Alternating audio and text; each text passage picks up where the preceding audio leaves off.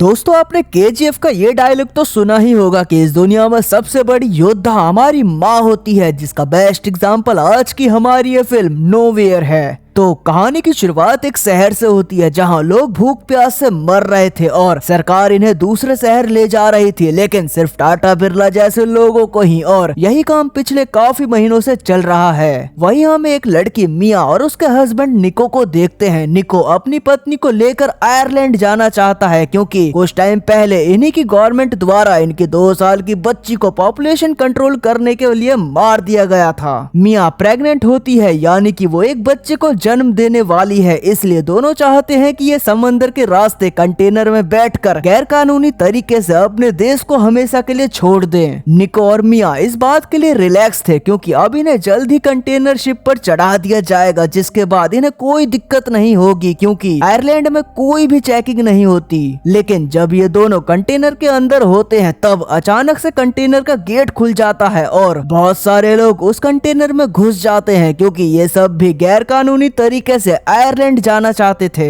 Container में बहुत ज्यादा भीड़ होने के चलते कुछ लोगों को कंटेनर से उतार दिया जाता है, जिसमें निको को भी उतरना पड़ता है, जिस वजह से ये दोनों अलग हो जाते हैं। मिया बहुत परेशान होती है क्योंकि वो प्रेगनेंसी की आखिरी स्टेज पर थी और इस वक्त उसे अपने पति निको की जरूरत है। वो निको को फोन करती है तो निको उसे शांत करवाते हुए कहता है कि तुम घबराओ मत, मैं जल्दी से दूसरे कंटेनर में बैठकर आयरलैंड पहुंच जाऊंगा जहां पर हम दोनों फिर से मिल जाएंगे।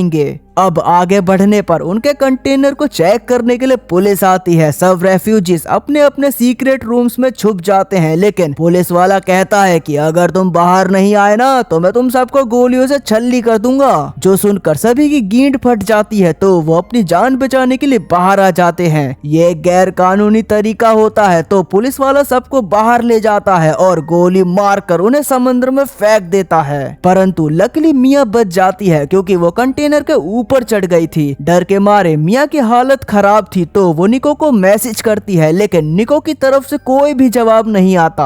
आगे उसके कंटेनर को शिप पर लोड किया जाता है। मिया एक बार फिर से निको को कॉल करती है। दरअसल उसके मन में डर था कि कंटेनर चेकिंग के दौरान कहीं निको को भी उन लोगों ने मार न दिया हो। अब ये वहाँ पर पड़े हुए सामान को देखती है जहाँ उसे वाइन्स की बोतल, टिफिन बॉक्सेस एंड एयरबड्स दिखते हैं। मिया उसमें से टॉर्च जलाकर कंबल ओढ़कर सोने की कोशिश करती है। तभी आधी रात में उसकी नींद खुलती है। वो कंटेनर के बाहर देखती है तो उसका जहाज एक भयंकर तूफान में फंस चुका था। उसके कंटेनर को जोर जोर से झटके लग रहे होते हैं जिसमें मिया बेहोश हो जाती है। जब उसकी आंख खुलती है तो वो देखती है कि उसका कंटेनर समंदर में तैर रहा है। वो अपने पति को फोन करती है लेकिन उसका फोन नहीं लगता। तभी उसे कुछ लोगों के चीखने चिल्लाने की आवाज आती है। वो फिर से बाहर देखती है तो सामने उसे वही कंटेनर डूबता हुआ नजर आता है जिसमें निको को डाला गया था। उसकी आंखों के सामने ही वो कंटेनर डूब जाता है। निको से मिलने की आखिरी होप भी उसकी टूट जाती है क्योंकि वो कंटेनर डूब चुका होता है जिसके अंदर निको था।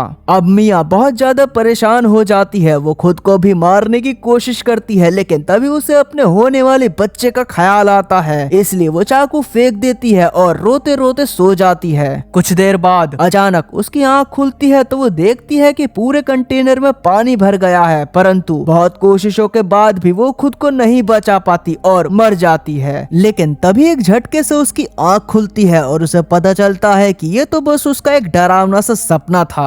आगे इन रियलिटी कंटेनर में धीरे धीरे पानी भरने लगता है। तभी उसके मोबाइल पर एक अननोन नंबर से कॉल आती है जो कि उसके पति निको की थी, जिसे ड्राइवर ने एक जगह उतार दिया था। उसकी आवाज सुनकर मिया को थोड़ा अच्छा फील होता है और निको भी उसे हौसला रखने के लिए कहता है। इतने में मिया का लेबर पेन शुरू हो जाता है। साथ ही कंटेनर में स्लोली पानी का लेवल भी बढ़ रहा था और इन्हीं हार्ड सिचुएशन में मिया एक बच्ची को जन्म देती है जिसका नाम वो नोवा रखती है। अब वो अपनी बेटी को एक लकड़ी के बॉक्स में रखती है ताकि उसे पानी से बचाया जा सके। तभी मिया को आइडिया आता है कि उसे कंटेनर के ऊपर जाना चाहिए, शायद वहाँ उसकी जान बच सकती है। इसलिए मिया जैसे तैसे करके कंटेनर को धीरे धीरे काटना शुरू करती है, लेकिन थोड़ी ही देर में मिया बहुत ज्यादा थक जाती है और वो भूखी भी होती है, जिसके चलते उसे गंदा खाना खाना पड़ता है क्योंकि उसे ताकत की जरूरत है। उसे नोवा को जिंदा रखना है। अब वो कंटेनर के ऊपरी हिस्से को काट लेती है है और ऊपर पहुंच जाती है। वो देखती है कि उसका कंटेनर समंदर के बीचों बीच है। तभी उसे एक एरोप्लेन दिखता है जिसे रोकने के लिए मिया इशारे करती है, आगे बढ़ती है, जिसमें उसके जांग का मांस उस कटे कंटेनर में फंसकर फट जाता है और वो दर्द से तड़पने लगती है। मिया अपनी चोट पर वाइन डालती है, साथ ही वो उसे धागे से सिलती है ताकि खून रुक जाए और ऐसा करते हुए उसे सच में बहुत ज्यादा दर्द होता है। परंतु वो हार नहीं मानती क्योंकि वो किसी भी कीमत पर अपनी बेटी नोवा को यहाँ से जिंदा बचाकर निकालना चाहती है। लेकिन क्योंकि ये बहुत भयानक जगह थी और इस जगह पर उसे सरवाइव करने के लिए पहले मिया को खाने का इंतजाम करना होगा, नहीं तो वो भूख से मर जाएगी। वो कंटेनर में पड़े एयरबड से एक जाल बनाती है और मछली पकड़कर अपना पेट भरती है। अब उसे फिर से निको का कॉल आता है। वो बताता है कि उसे गोली लग गई है और अब वो शायद बच नहीं पाएगा। ये सुनकर मिया की आत्मा रो पड़ती है क्योंकि उसकी आखिरी उम्मीद भी अब टूट चुकी थी। उसे लगता था कि निको उसे बचाने जरूर आएगा। वो निको को बताती है कि हमारी बेटी हुई है और वो निको को उनकी बेटी नोवा की आवाज भी सुनाती है, लेकिन तभी फोन डिस्कनेक्ट हो जाता है। मिया बहुत ज्यादा दुखी होती है और उसी दुख में वो रोते रोते कंटेनर के ऊपर ही सो जाती है।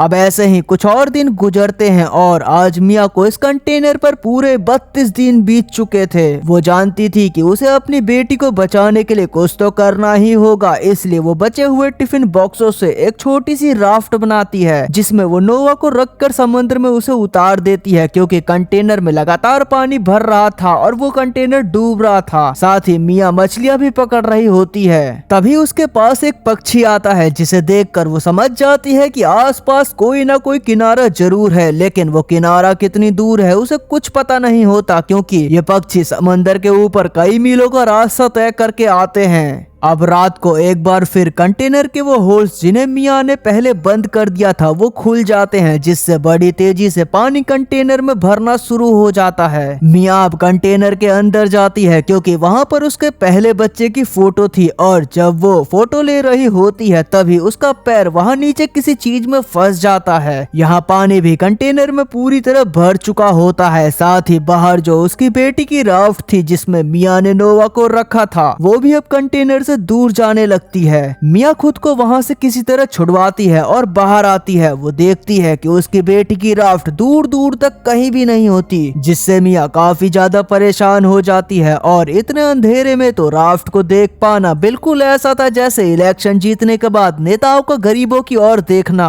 लेकिन तभी नोवा की राफ्ट के पास एक व्हेल मछली आती है जो पानी का फव्वारा ऊपर की तरफ फेंकती है और जब नोवा के चेहरे पर पानी गिरता है तो वो नींद से जागकर रोने लगती है, जिससे मिया को उसकी लोकेशन पता चल जाती है। मिया अब जल्दी से नोवा के पास जाती है और उसकी राफ्ट से लटक जाती है। पूरी रात वो इसी तरह से लटकी रहती है। अगली सुबह जब उसकी आंख खुलती है तो मिया समझ जाती है कि वो ज्यादा टाइम तक इस सिचुएशन में नहीं रह सकती। वो अपनी बेटी को थैंक्स बोलती है क्योंकि कुछ ही दिन पहले उसने खुद को टपकाने की कोशिश की थी, लेकिन जब वो ऐसा करने ही वाली थी ठीक उसी टाइम नोवा ने, जब वो उसके पेट में थी, उसने अंदर से लात मारी थी, जिस वजह से मिया ने खुद को मारने का इरादा बदल लिया था। अब मिया देखती है कि उनके ऊपर बहुत सारे सीगल्स उड़ रहे थे। उसके पास जो मछलियां होती है वो उन्हें पानी में फेंक देती है ताकि यहाँ और भी ज्यादा सीगल्स आ जाएं, जिससे कोई तो उन्हें देख ही लेगा। और ठीक होता भी बिल्कुल ऐसा ही है जैसे मिया ने सोचा था। कुछ ही दूर पर एक मछुआरा होता है जो अपनी बेटी के साथ मछली पकड़ रहा था। वो उन्हें देख लेते हैं तो जल्दी से अपनी बोट लेकर उनके पास जाते हैं। वो दोनों देखते हैं कि राफ्ट के ऊपर एक बच्ची है, लेकिन मिया लापता थी। बाप और बेटी ये देखकर हैरान होते हैं कि समंदर के बीचों बीच ये बच्ची आई कहां से। वो बच्ची को ऊपर खींचते हैं और देखते हैं कि राफ्ट के साथ ईयरफोन से बनी एक रस्सी भी होती है। फिर जब ये उस रस्सी को खींचते हैं तो रस्सी के साथ मिया भी ऊपर आ जाती है। मिया के शरीर में अब कोई भी जान नहीं बची थी। वो लड़की मिया को सीपीआर देती है। बहुत देर तक सीपीआर देने के बाद भी मिया को होश नहीं आता,